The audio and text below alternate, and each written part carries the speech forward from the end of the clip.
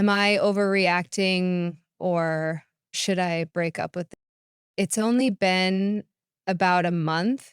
He's got a 3-year-old kid from his, most recent ex of 7 years.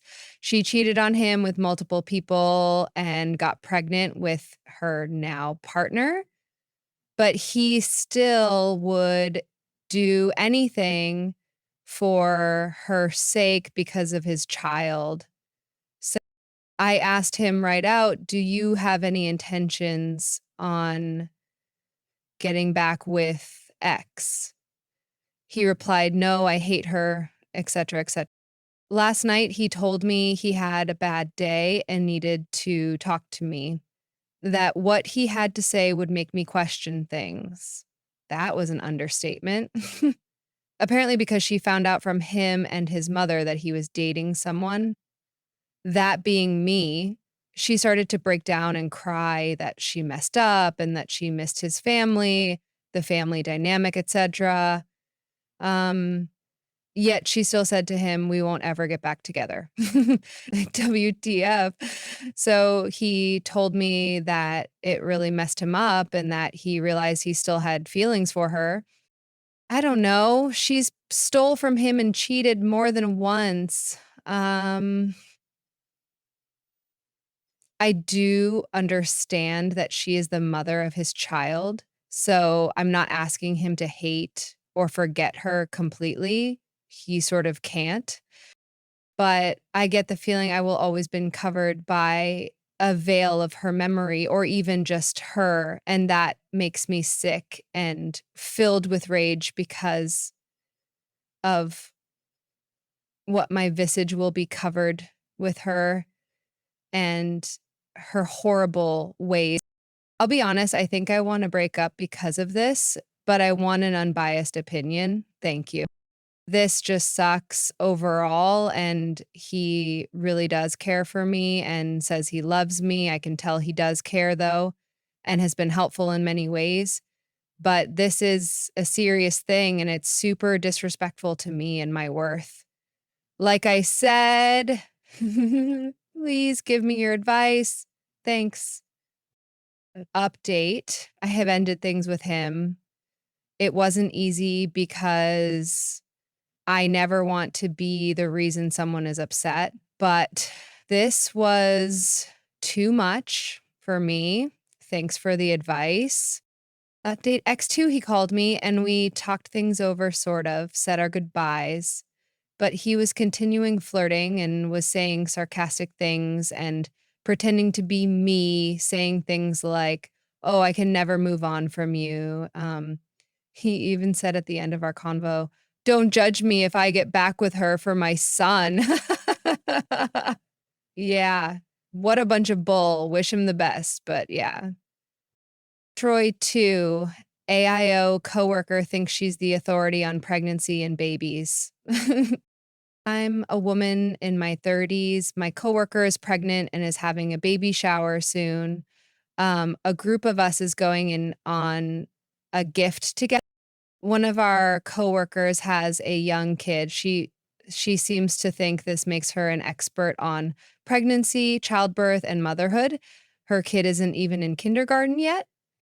So she made a comment to me indicating that I don't even know what a bassinet is or understand that usually a bassinet would be in the parents' room and not in the nursery. She also instructed all of us childless women in the room on how a baby isn't supposed to have anything else in their crib, blankets, stuffed animals, things that could suffocate them.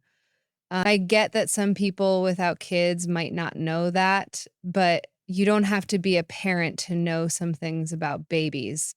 It's the way she says it, like she knows all this stuff none of us know. Like we'd all be bumbling idiots if we had to care for a baby for an hour. Then later she was talking about how she's gonna have to give our pregnancy coworker a talk about mommy care and explain everything that will happen to her body after baby. Mind you, she doesn't even work closely with the pregnancy coworker. They're not even work friends, really. She's assuming that this pregnant coworker doesn't already know what's gonna happen or wants to hear her advice about what she says it in such a braggart way, as if she's the only one who knows this info. She said something to the effect of, "Oh, you wouldn't know, and believe me, you don't want to know. This is a private convo for me to have with." I want so badly to scream, "I'm not clueless about pregnancy, childbirth, and babies. I experienced all of it when you were still an awkward high school freshman who had never kissed a boy." Yes, I have firsthand experience with pregnancy, childbirth, and recovery. Even if I didn't, I've been around so many babies, had close friends and family go through pregnancy, babysat many a relative's child since I was in middle school. Now, I know those things are exactly the same as being pregnant or a parent yourself, but most adult women out there without kids aren't so clueless that we don't know what a bassinet is, or that scary, sometimes gross things happen to your body during and after pregnancy. I have siblings more than a decade younger than me as well, and I was changing their diapers and doing a lot of care for them, not because I was forced to, but because I loved helping.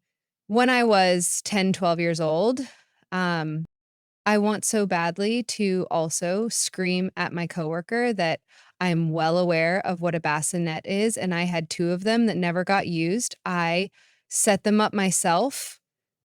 I get why people wouldn't automatically think about or consider this, but although I'm child-free now, it doesn't mean that I've never been pregnant or even given birth. I've experienced both of those things. I got pregnant when I was 18, and I had a baby who was stillborn at 35 weeks.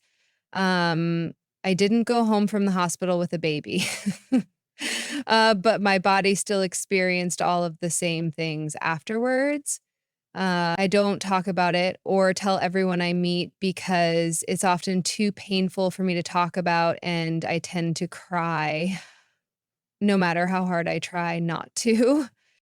I don't feel the need to tell coworkers, and I'm not upset that they can't read my mind and know that I've gone through that. I'm just annoyed that this particular coworker talks about it in such a condescending way and doesn't realize that even people who have never been pregnant or had their own child might not be absolutely clueless about these topics. But it would be nice if people could also realize that just because a person doesn't currently have a living child, they shouldn't automatically assume that the person has never been pregnant or given birth.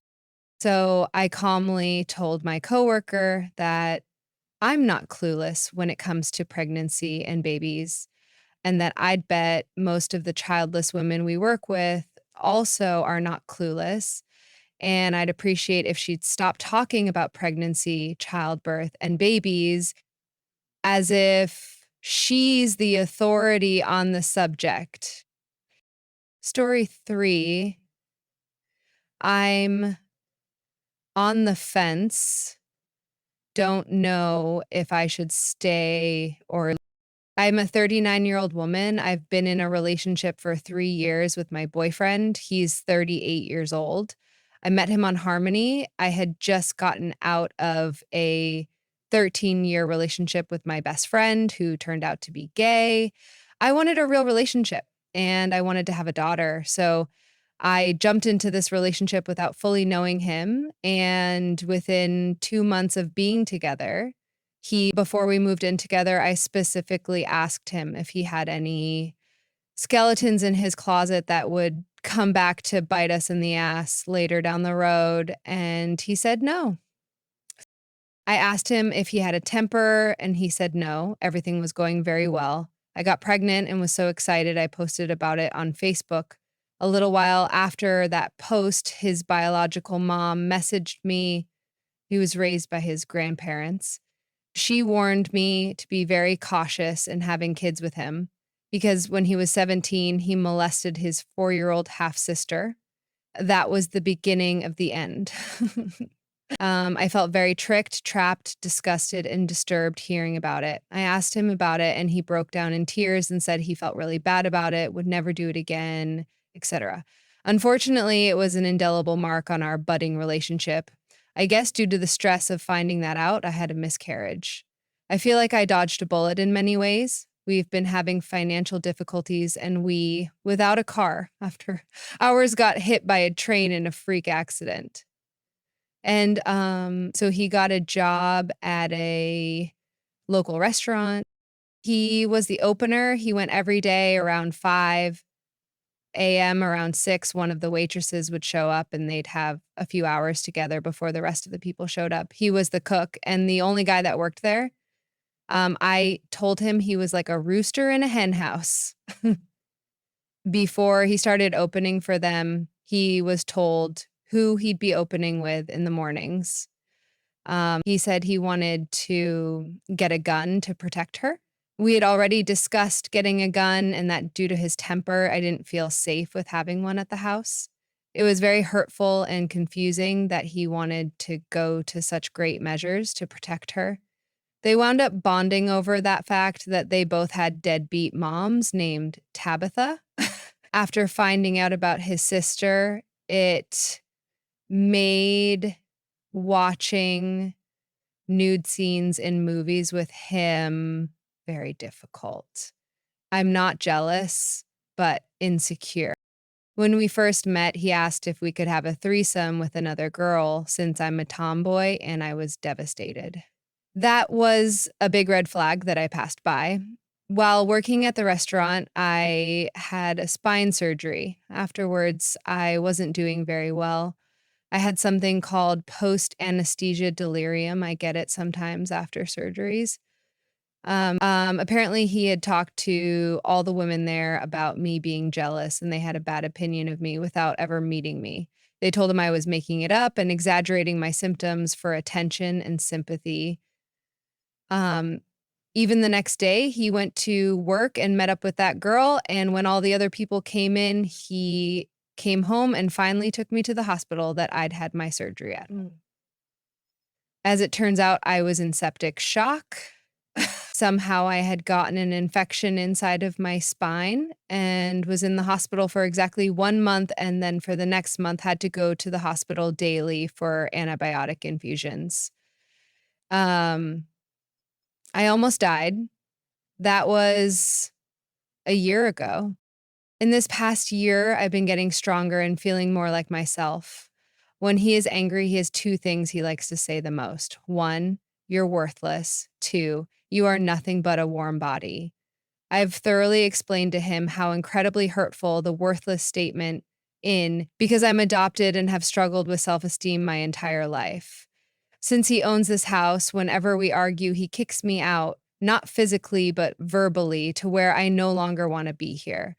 I do all of the cleaning, I ask for help, and he always says he will later, but later never comes. He can be very sweet and soft-spoken, which is what originally drew me in, but as kind and gentle as he can be is equally as mean as he can be. I stay for the good times. During the bad times, I feel very alone. I cry a lot. I am suicidal. Recently, I got an offer of a place to stay, a healthy household where I can bring all of my animals with me and have my own room and everything.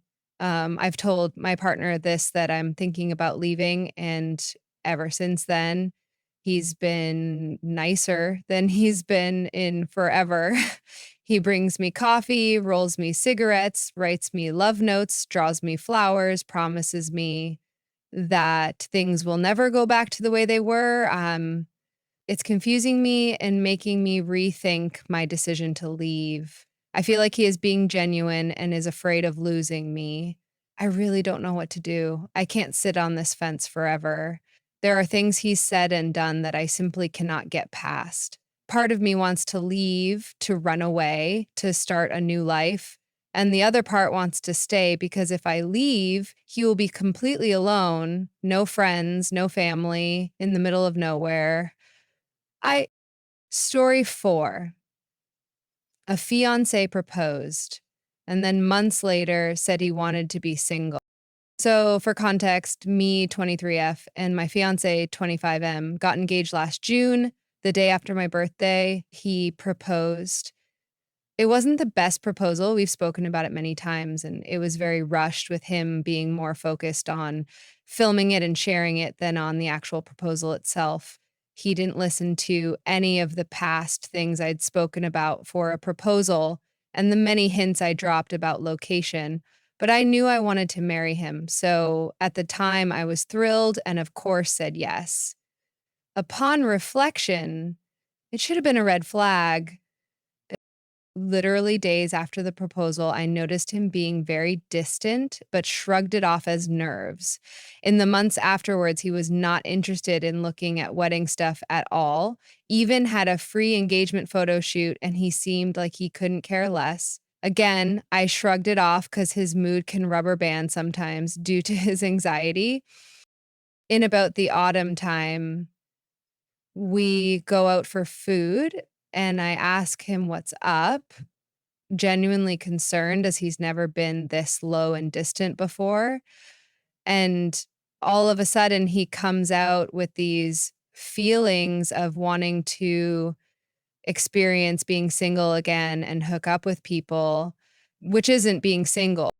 I've asked if it was regret for getting engaged, in which case I said we can call it off, cause TBH. After some consideration, it was a disappointing proposal, but I was mostly content. But he said it wasn't that. Apparently, it's not me either, cause I have gained some weight since we first met like 3 years ago. And I was worried he wasn't into me, but he denies all of that. He can't give me a straight reason for these feelings, and it's very frustrating. But what is more frustrating now for the last few months is one day he will act like a couple, and the next he doesn't want to know me. Edit. Just a few things I want to add.